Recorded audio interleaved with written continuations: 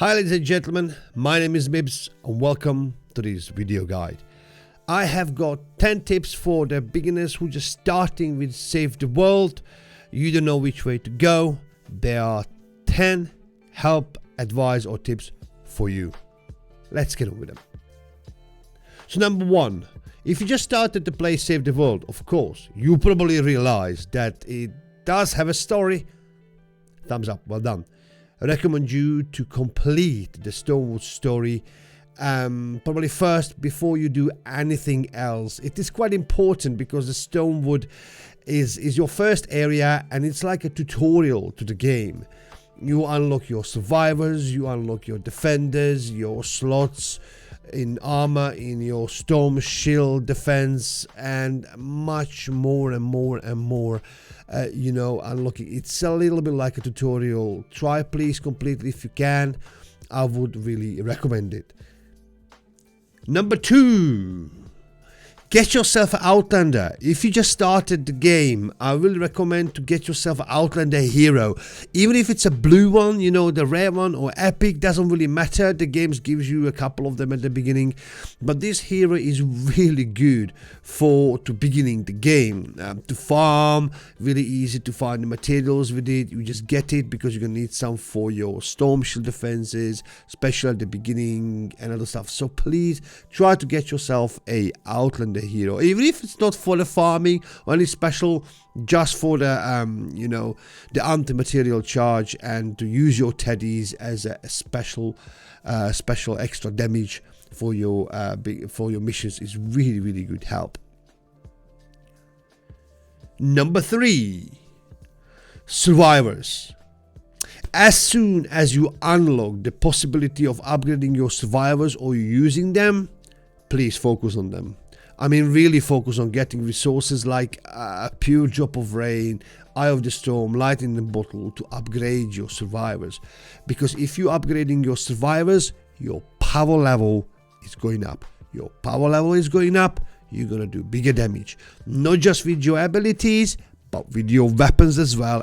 Any kind of weapons you use, it depends on what is your power level and depends on the damage. So higher power level, higher damage. Number four, 3 weapons. Use please 3 different weapons in each slot. You can carry 3 different weapons in your quick slot. In UI you see in the bottom right corner.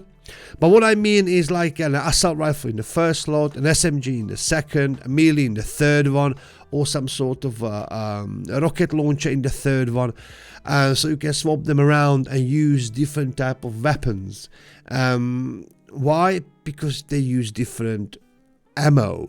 So you're not going to use just your one weapon and you're going to deplete your ammo and you're going to have to craft that one ammo while the other SMG, the small bullets, they're going to just sit there and you're just going to pile them up and then you're not going to have enough space. They're just going to drop them down. So instead of that, have 3 different weapons with 3 different ammo types and use them.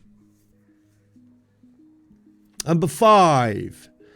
Recycle your low-level weapons. As you go in the game, you're gonna get weapons, all sorts of types, melees, of course, even traps and everything else. Recycle the low-level ones. So you see which one is your high power level. You can see it in the corner as that show you what is the power level of the weapon. Use the highest one. Use the highest one, and you don't need any more. Just probably 3 or 4 types of weapon. The rest can be recycled. Same with the traps. Right, use the highest power level traps if you need them for the mission, but you will not need them. Trust me, you will not need them in the missions. You will rather save them for your storm shield defense. But the low level ones, you can recycle them so you get some materials and you can use them for the weapons which you can craft, because those are going to be always more powerful. Number 6. While we had the weapons, loot the boxes, please. Loot the crates. Loot the herbs, loot the flowers, the flower pots, the shelves, the houses, the bases, the grounds, the minecarts, anything and everything what is lootable, please loot. Especially the ammo boxes. If you're using 3 different types of weapons, you will need 3 different types of ammo. But if you lose the ammo crates or ammo boxes on the floor, you will not run out of ammo. And at the beginning of the game, it helps you a lot, because whenever you are starting in the game or you already advanced in the game, it still needs the same amount of resources to craft your ammo, and this will help you a lot.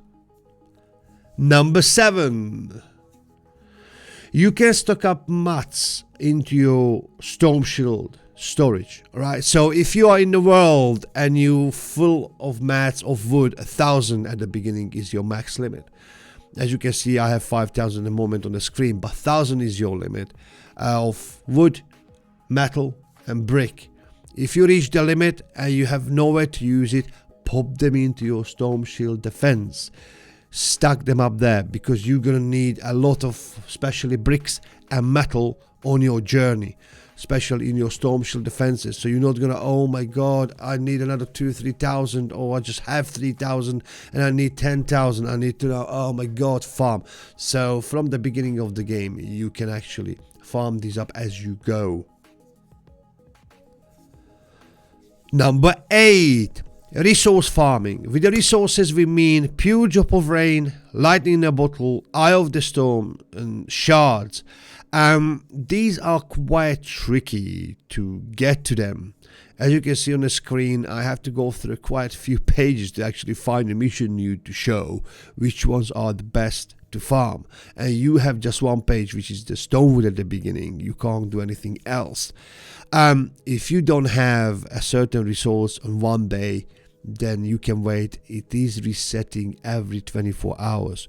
So your mission and mission rewards are resetting every 24 hours. And you can see when you click on the mission, you get one, which is you can get just once. And then underneath it, you're gonna get it for repeating the mission. If I want to advise you, focus on the missions for the group missions, sorry. Focus on the group missions. Those are the group missions where you can see the 4 skinny people marks on the map. Those are the group missions. Those gives you the most resources, the most one, because they are multiplying by 4, right? Sometimes multiplying by 3 at the beginning with the stonewood, but later on you're going to have multiply of 4, and even 160 missions which are well advanced, there are 5 times of resources.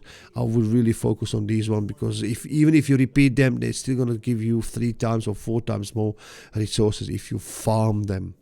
And to upgrade your survivors and your heroes and your weapon schematics and your trap schematics and literally any type of schematic, the melee ones as well, you're going to need resources, and you're going to need a ton of them. You're going to need loads of pure drop of rain and loads of these iron storm and everything else. Please focus on them, because they're going to be sucked down from you like never before. Survivor, of course, the survivor experience, yeah. Hero experience you won't need, but survivor and the resources, but resources are most important.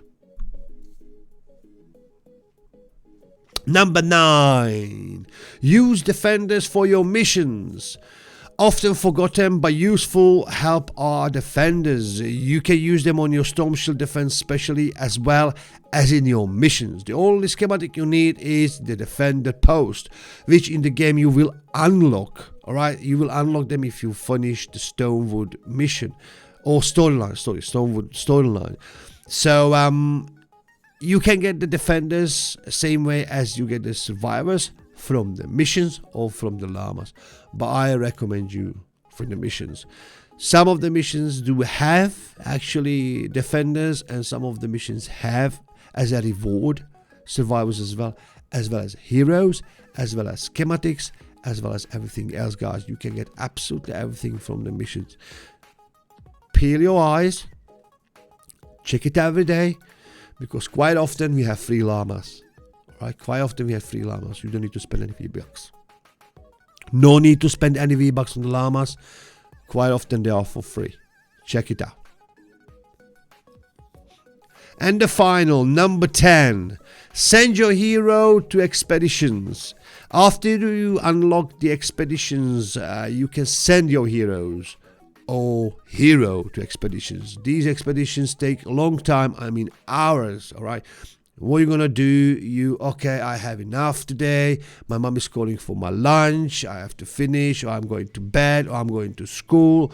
Or you played a couple of hours before school, but I didn't. But let's say before bedtime. What you do, you send your heroes what you have available to get some resources, some wood at the beginning. But you can see you get some traps, got some mats, sometimes even resources.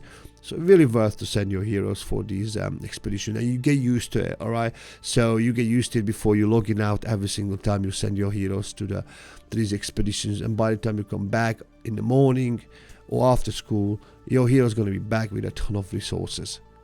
Really good stuff, this one. I still until this day keep forgetting about it. I still keep forgetting, but they are really useful. And that's about it for the guys, ladies and gentlemen. Thank you. Hopefully you actually get something from these 10 points. Hopefully they helped you, and if they did, please don't forget to leave a like, subscribe on the channel. That will be well appreciated. I will bring some more of these tips in the future. This is my first one, so yes, I'm quite glad I was able to put this one together. Actually, I scripted the half of it, so yay, I'm quite happy with that one. So thank you again, and I will hopefully see you next time, and until that, bye.